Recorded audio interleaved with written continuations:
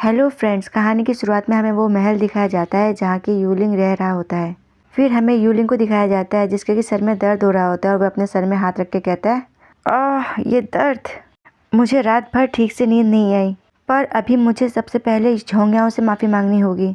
ऐसा कहते हुए वह आगे की तरफ बढ़ रहा होता है और वह ऐसा सोचते हुए बाहर की तरफ आ रहा होता है। तभी उसे सामने गार्ड मिलता है जो कि उससे कहता है, महामहिम नाश्ता तैयार है। और फिर यूलिंग उसकी बात सुनकर के उससे कहता है, वो झोंगियाओं कहाँ पर है।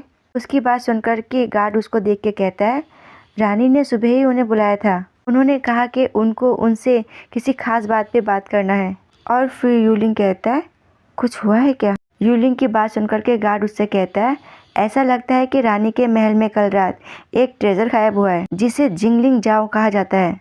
और ये बात सुनकर के यूलिंग चौंक जाता है और कहता है मन में, जिंगलिंग जाओ, कैसे, आखिर ये कैसे हो सकता है। और अपने ही मन में कह रहा होता है, नहीं ऐसा बिल्कुल भी नहीं हो सकता, झोंगियाओ और मैंने उसे खुद कल रात अपने आंखों से देखा था। फिर वे घबराते हुए गार्ड से कहता है, फुयू क्या तुम झोंगियाओ को मेरा संदेश दे सकते हो।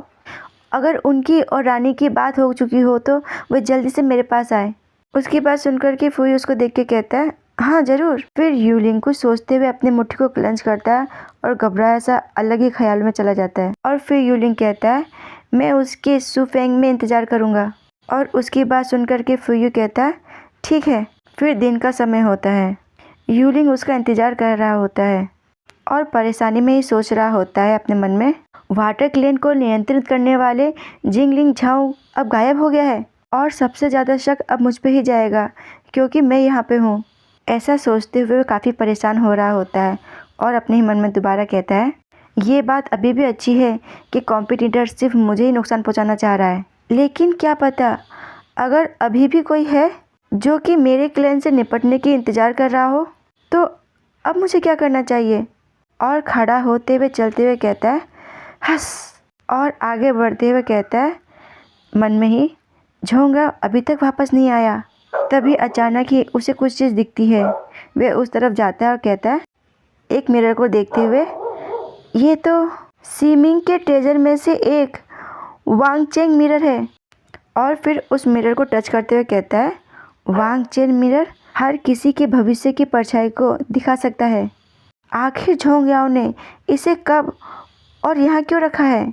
और ऐसा कहते हुए वे उस मिरर को टच कर देता है और तभी कुछ होता है, कुछ जादू सा, जिससे कि उसकी भविष्य की परछाई दिखने लगती है। और उसे देख करके वो घबराया सा कहता है, ये डिज़ाइन, ये तो येलो है। फिर धीरे धीरे उसमें यूलिंग की भविष्य को दिखाया जाता है। यूलिंग को कोई बांधे हुए होता है और उस मिरर में अपने आप को देख करके वह चौंकते हुए उस मिरर को पकड़ते हुए कहता है, हाँ मैं वहाँ पे क्यों हूँ। और फिर मिरर के अंदर झोंगियाओ और यूलिंग को दिखाया जाता है। यूलिंग बंधा हुआ होता है। अपनी ऐसी हालत देख करके यूलिंग को काफ़ी गुस्सा आ रहा होता है और वह अपनी भौहों को सुकड़ाते हुए उसको देख रहा होता है। झोंगियाओ यूलिंग को किस करने वाला होता है और उसकी आंखें लाल रंग की होती है जो कि मिरर के सामने खड़े यूलिंग को देख रही होती है। और मिरर में ऐसा देखते हुए यूलिंग काफ़ी घबरा जाता है और वह मिरर को पकड़ते हुए कहता है, यहाँ इस मिरर में, ब्लश करते हुए कहता है घबराया सा, कुछ तो गलत है। और फिर झोंगियाओ यूलिंग को गले लगा लेता है और अपनी निगाहों से अभी भी मिरर के बाहर खड़े यूलिंग को देख रहा होता है, जिसे देख करके यूलिंग काफ़ी घबरा जाता है। और फिर मिरर के अंदर झोंगियाओ यूलिंग के गले में बाइट कर रहा होता है। और इसी के साथ ये पाठ होता है समाप्त। धन्यवाद।